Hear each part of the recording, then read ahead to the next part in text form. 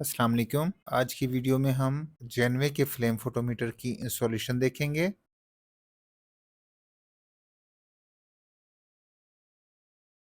Flame photometer को on करने से पहले हम चेक करेंगे कि हमारी यूट्यूब में कोई लिक्विड है या नहीं। अगर वो ड्राई है तो हम इसको वॉश बोतल के थ्रू यूट्यूब को पानी से फिल कर लेंगे। हमने अगर इसको फिल ना किया तो स्प्रे चैम्बर में जो एयर और गैस है वो इस रास्ते से आउट हो जाएगी। हम अगर इसको पानी से फिल कर लेंगे तो सिर्फ लिक्विड ही आउट होगा, गैस और एयर आउट नहीं होगी। ये यूट्यूब हमारे स्प्रे चैम्बर से ड्रेन कप के अंदर जा रही है।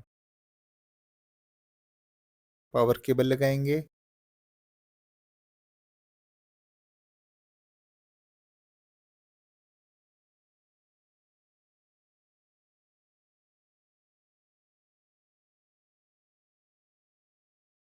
इसके बाद एयर का पाइप लगाएंगे।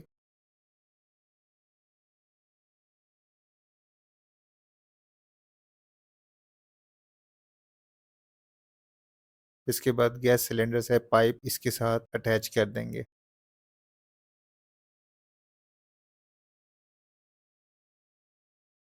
एयर पाइप का दूसरा एंड हम कंप्रेसर से अटैच कर देंगे।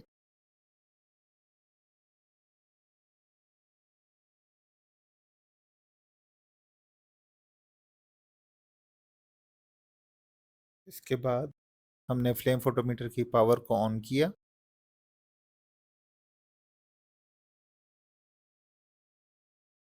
उसके बाद हमने फिल्टर को सिलेक्ट किया। फिल्टर की पोजीशन को हमने पोटेशियम पे सेट किया। उसके बाद कोर्स की पोजीशन को चेक किया।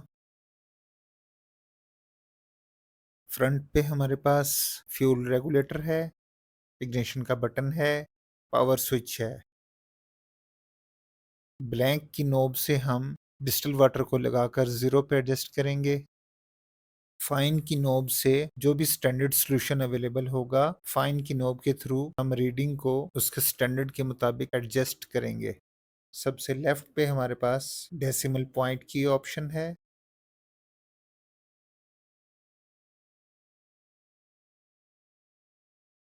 हम सिलेंडर से थोड़ी सी गैस खोलकर इग्निशन के बटन को दबाएंगे, उससे हमारा फ्लेम ऑन हो जाएगा। उसके बाद गैस के सिलेंडर के थ्रू हम गैस को कम करेंगे और फ्लेम की हाइट एडजस्ट करेंगे। हमारे फ्लेम का कलर ब्लू होना चाहिए और कोन्स बननी चाहिए।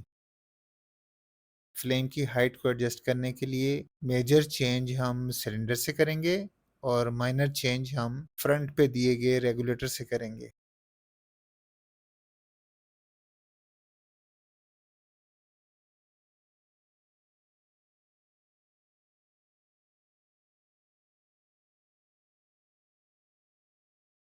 हमने कैपिलरी ट्यूब को डिस्टिल वाटर में रखा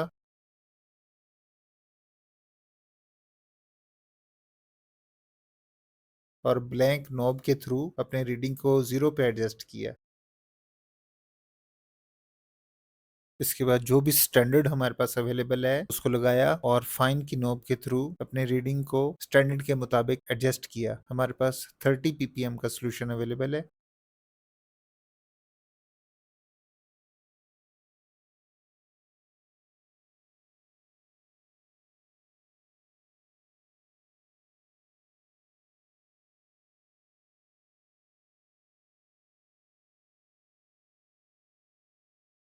उसको हम फाइन की नॉब से एडजस्ट करेंगे।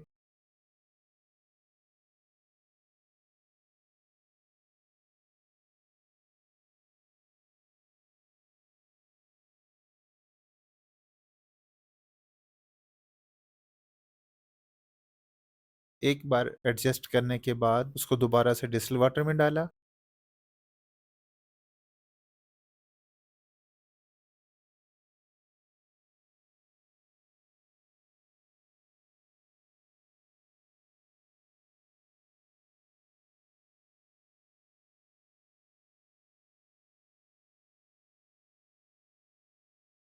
और दोबारा से स्टैंडर्ड को चेक किया कि क्या वो वैल्यू आ रही है जो हमने लास्ट टाइम एडजस्ट की थी।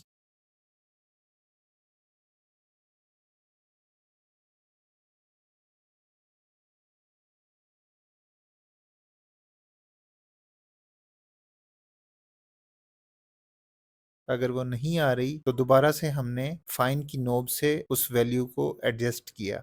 उसके बाद हमने दोबारा से डिस्टिल वाटर में डाला ताकि स्प्रे चैम्बर अंदर से वॉश हो जाए।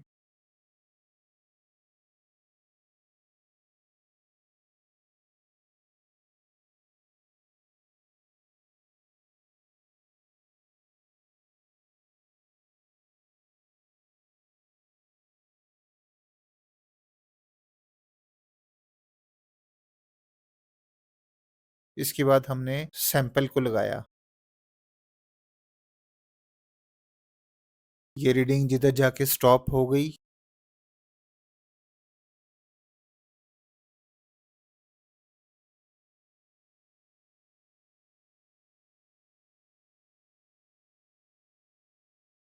हमारे सैंपल का रिजल्ट 23 ppm आया। इसके बाद हमने दोबारा से डिस्टिल वाटर के थ्रू स्प्रे चैम्बर की वॉशिंग करवाई।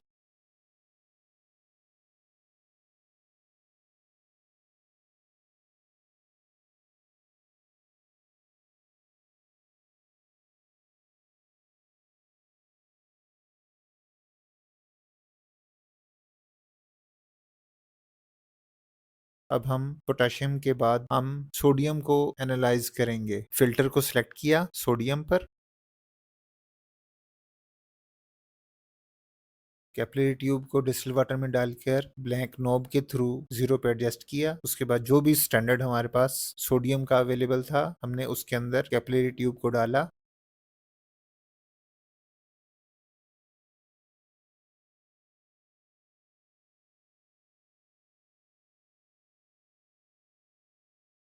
रीडिंग जहां तक गई उसके बाद हमने फाइन की नॉब के थ्रू उसको अपने स्टैंडर्ड की वैल्यू के मुताबिक एडजस्ट किया। हमारे पास इस टाइम 10 ppm का स्टैंडर्ड अवेलेबल है, हमने इसको 10 पे एडजस्ट किया।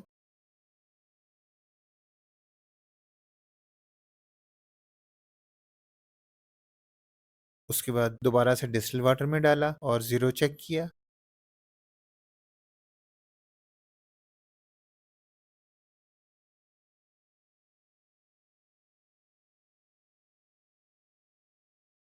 इसके बाद दोबारा से स्टैंडर्ड को चेक किया।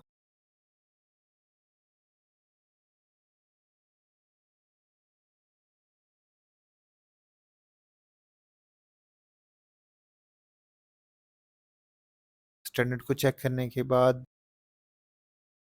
डिस्टिल वाटर से स्प्रे चैम्बर को वॉश किया।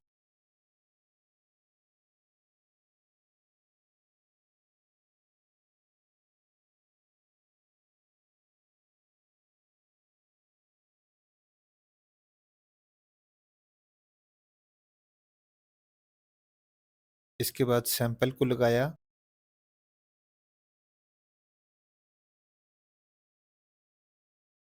उसकी रीडिंग 2 ppm आई, तो इससे हमें पता चला कि हमारे सैंपल में सोडियम की मिकदार 2 ppm है।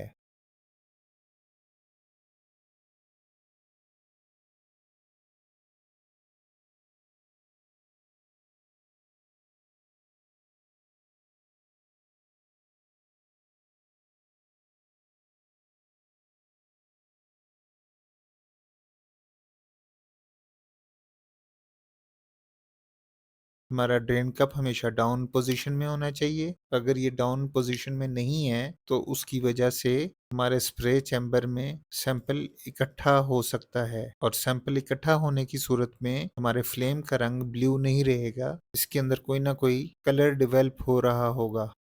अगर हमारे स्प्रे चैम्बर में सैंपल जमा हो गया है उस सूरत में हम ड्रेन के कप को डाउन पोजीशन पे लेकर आएंगे और यूट्यूब को प्रेस करेंगे और रिलीज करेंगे, दोबारा से प्रेस करेंगे और रिलीज करेंगे। उससे जो सैंपल इकट्ठा हो गया है वो ड्रेन हो जाएगा और हमारे फ्लेम का कलर ब्लू हो जाएगा।